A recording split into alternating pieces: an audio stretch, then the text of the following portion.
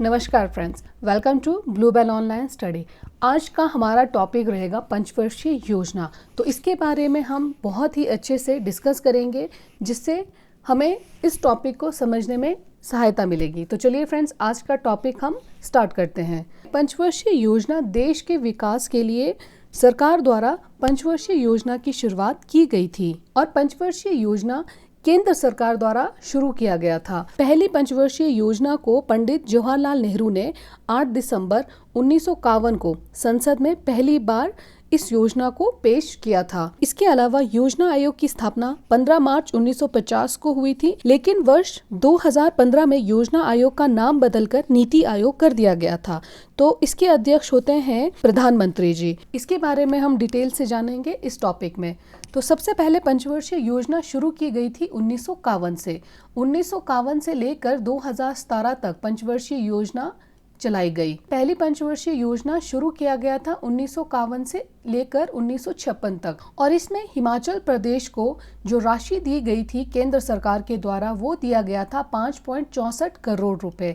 और हिमाचल सरकार ने पहली पंचवर्षीय योजना में प्राथमिकता दी थी परिवहन व यातायात को। अगर हम परसेंटेज के हिसाब से बात करें तो परिवहन व यातायात पे 42% प्राथमिकता दी गई थी। और पहली पंचवर्षीय योजना की कुछ विशेषताएं हैं, उन्हें भी हम डिस्कस कर लेते हैं, जो एग्जाम्स में काफी बार पूछे जाते हैं। सबसे पहले तो पहली पंचवर्षीय योजना को हेरोर डोमर मॉडल पर आधारित था, और इसके अलावा पहली पंचवर्षीय योजना को देश के प्रथम प्रधानमंत्री जवाहरलाल नेहरू ने भारतीय संसद में प्रस्तुत किया था। उसके बाद हम बात करते हैं दूसरी पंचवर्षीय योजना के बारे में।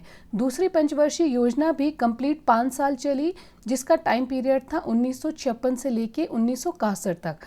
तो अनुमोदित राशि दी गई थी हिमाचल सरकार को 14.73 करोड़ रुपए, और प्राथमिकता दी गई थी परिवहन व यातायात पे 31%। और दूसरी पंचवर्षीय योजना पीसी महालनोबिस मॉडल पर आधारित था। दूसरी पंचवर्षीय योजना में ही मिश्रित अर्थव्यवस्था को भी अपनाया गया था। उसके अलावा खादी एवं ग्रामो उद्योग की स्थापना भी दूसरी पंचवर्षीय योजना में ही की गई थी।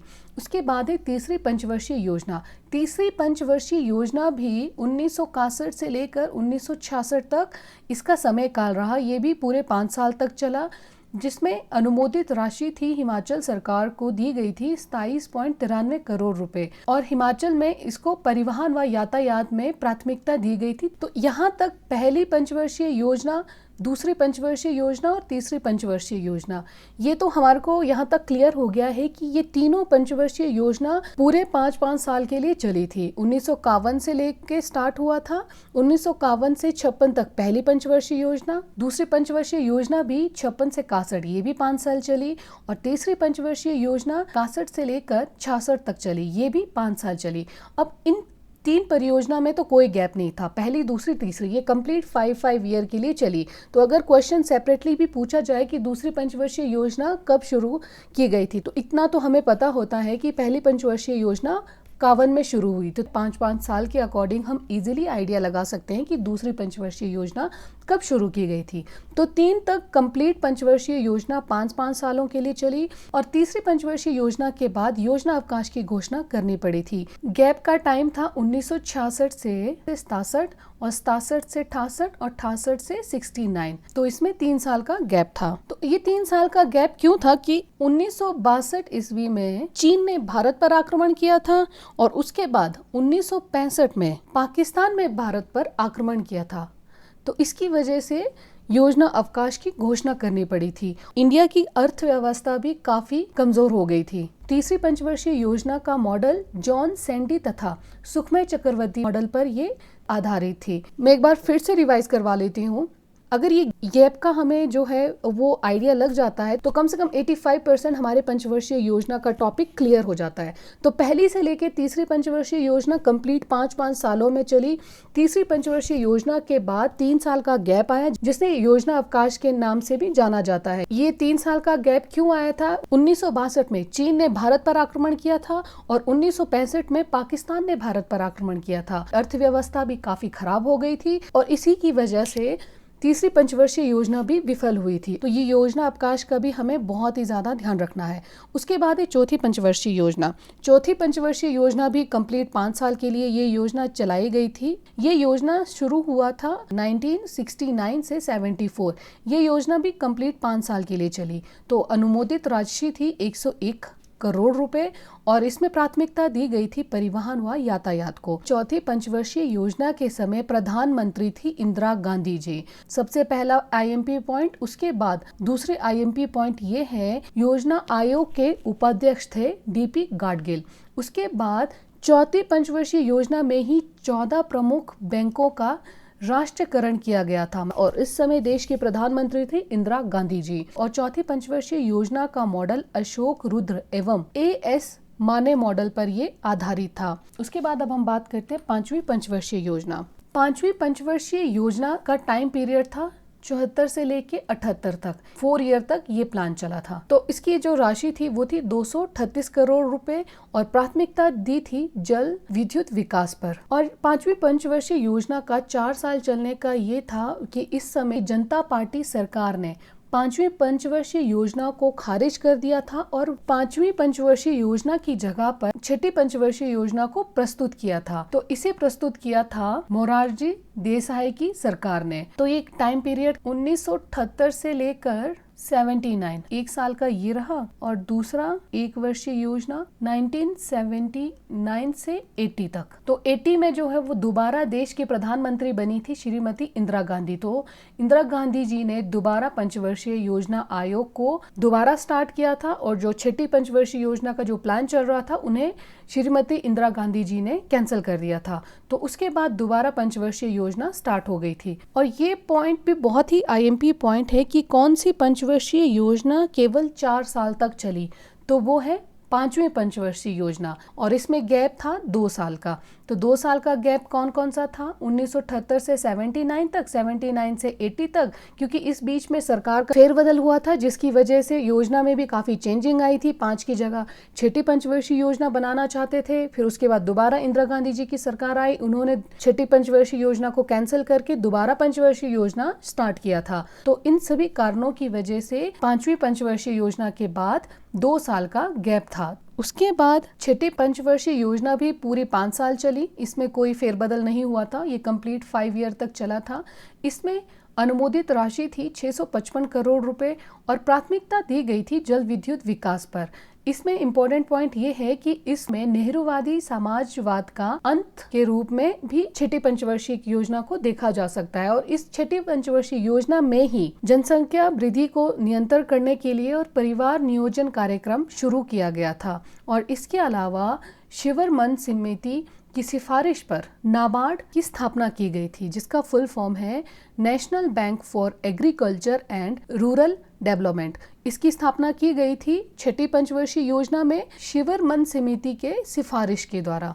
तो उसके बाद हम अब 7वीं पंचवर्षीय योजना के बारे में देखते हैं। 7वीं पंचवर्षीय योजना भी कंप्लीट 5 साल तक चली। इस योजना की जो अनुमोदित राशि थी 1339 करोड़ रुपए और प्राथमिकता दी गई थी सामाजिक एवं सामुदायिक सेवाओं में। और 7वीं पंचवर्षीय योजना में 3 बहुत ही महत्वपूर्ण योजनाएं लागू की गई थी। सबसे पहले इंदिरा आवास योजना 1985 से इंदिरा गांधी आवास योजना सरकार द्वारा ये योजना लागू की गई थी। उसके बाद जवाहर रोजगार योजना ये 1989 में लागू किया गया था और 1989 में ही नेहरू रोजगार योजना सरकार के द्वारा लागू की गई थी। इस तरह के क्वेश्चन मोस्टली एनटी और एचएस जैसे एग्जाम्स में पूछे जाते हैं।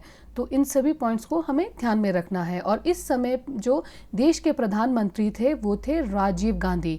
तो ये सभी राजीव गांधी जी के कार्यकाल के दौरान ये सभी योजनाएं शुरू की गई थी। 7वीं पंचवर्षीय योजना के बाद फिर से 2 साल का गैप हुआ 1990 से लेके 1991 और 1991 से 92। तो इसका रीजन ये था कि इस समय इंडिया को आर्थिक अस्थिरता का सामना करना पड़ रहा था और उस समय प्रधानमंत्री थे पीवी नरसिम्हा राव। तो पीवी नरसिम्हा राव ने इस आर्थिक अस्थिरता से बाहर लाने के लिए एलपीजी की शुरुआत की थी। एलपीजी को हिंदी में उदारीकरण, निजीकरण और वैश्वीकरण बोलते हैं, जिसे इंग्लिश में लिबराइजेशन, प्राइवेटाइजेशन और ग्लोबलाइजेशन। इसकी शुरुआत की थी पीवी नरसिम्हा राव ने भारत को आर्थिक मुद्रा भंडार के संकट से बचाने के लिए। उसके बाद 8वीं से लेकर जो कंप्लीट 12वीं पंचवर्षीय योजना है वो सभी 5-5 साल के अकॉर्डिंग चलाई गई थी, इनमें कोई भी गैप नहीं था। अब हम बात करते हैं 8वीं पंचवर्षीय योजना के बारे में। ये योजना चलाया गया था 1992 से 97 तक और अनुमोदित राशि थी 2502 करोड़ रुपए और प्राथमिकता दी गई थी आर्थिक सेवाओं पर। और इसकी विशेषता ये है कि 1 जनवरी 1995 को भारत विश्व व्यापार संगठन, जिसे वर्ल्ड ट्रेड ऑर्गेनाइजेशन WTO का सदस्य बना था। ये था 8वीं पंचवर्षीय योजना के समय काल में। उसके बाद है 9वीं पंचवर्षीय योजना। इसका टाइम पीरियड है 1997 से 2002। अनुमोदित राशि है 5700 करोड़ रुपए और प्राथमिकता थी सामाजिक सेवाओं पे। और इस समय देश के प्रधानमंत्री थे श्री अटल बिहारी वाजपेयी जी। और इसके अलावा इसके कुछ और भी विशेषताएं हैं। 9वीं पंचवर्षीय योजनाओं में सामाजिक रूप से वंचित वर्गों को सशक्त बनाना था, आत्मनिर्भर बनाना था और देश के सभी बच्चों के लिए प्राथमिक शिक्षा उपलब्ध कराना था। तो ये सभी 9वीं पंचवर्षीय योजना में शामिल थी। और इसके अलावा 9वीं पंचवर्षीय योजना आगत निर्गत मॉडल पर आधारित था, तो इसको भी ध्यान में रखना है। इसके बाद है 10वीं पंचवर्षीय योजना। 10वीं पंचवर्षीय योजना 2002 से लेकर 2007 तक इसका टाइम पीरियड था और इसकी अनुमोदित राशि है 10750 करोड़ रुपए और इसमें प्राथमिकता दी गई थी सामाजिक सेवाओं के क्षेत्र में 45% प्राथमिकता दी गई थी। और विशेषताएं थी 10वीं पंचवर्षीय योजनाओं में समावेशी तथा समान विकास को बढ़ावा देना शामिल था और इसमें प्रति वर्ष 8% GDP विकास दर का लक्ष्य रखा था 10वीं पंचवर्षीय योजना में। उसके बाद है नेक्स्ट 11वीं पंचवर्षीय योजना, जिसका समय काल था 2007 से 12 तक और अनुमोदित राशि थी 13778 करोड़ रुपए और प्राथमिकता दी गई थी सामाजिक सेवाओं पर। और विशेषता ये थी कि 11वीं पंचवर्षीय योजना में उच्च शिक्षा और दूरस्थ शिक्षा के साथ साथ ITI संस्थानों पे ध्यान केंद्रित करने का मुख्य उद्देश्य था 11वीं पंचवर्षीय योजना में। उसी को मद्देनजर रखते हुए 2009 में शिक्षा का अधिकार अधिनियम प्रस्तुत किया गया था। इसके अलावा 11वीं पंचवर्षीय योजना में ये लागू किया गया था कि 6 से 14 वर्ष के आयु के बच्चों के लिए शिक्षा अनिवार्य और निःशुल्क रहेगा। उसके अलावा इसकी जो रूपरेखा है वो C रंगराजन द्वारा तैयार की गई थी। उसके बाद है नेक्स्ट 12वीं पंचवर्षीय योजना, जो कि 2012 से 2017 तक चलाई गई। इसकी अनुमोदित राशि है 22,800 करोड़ रुपए और प्राथमिकता दी गई थी आर्थिक सेवाओं में। और इसकी विशेषता ये है कि 12वीं पंचवर्षीय योजना में faster, more inclusive and sustainable growth की इस पर ज्यादा फोकस दिया गया था। इसके अलावा 12वीं पंचवर्षीय योजना में ऑल ओवर इंडिया में हर साल 1 मिलियन हेक्टेयर तक हरित क्षेत्र को बढ़ावा और कृषि क्षेत्र में नए अवसर को सृजित करना था और ये सभी उद्देश्य थे 12वीं पंचवर्षीय योजना में। तो यहाँ तक हमारी ये पंचवर्षीय योजनाएं थी। 2017 के बाद से पंचवर्षीय योजना को समाप्त कर दिया गया है। इसके जितने भी इम्पोर्टेंट MCQs क्वेश्चंस है उनको भी मैं लेकर आऊंगी 1000 MCQ सीरीज में, तो आप प्लेलिस्ट में जाकर चेक कर सकते हो, क्योंकि ये सभी पॉइंट्स बहुत ही ज्यादा IMP है, एग्जाम्स में पूछे गए हैं और दोबारा पूछने के चांसेस भी बनते हैं। मिलते हैं अब हम नेक्स्ट वीडियो में, तब तक के लिए जय हिंद, जय भारत, टेक केयर।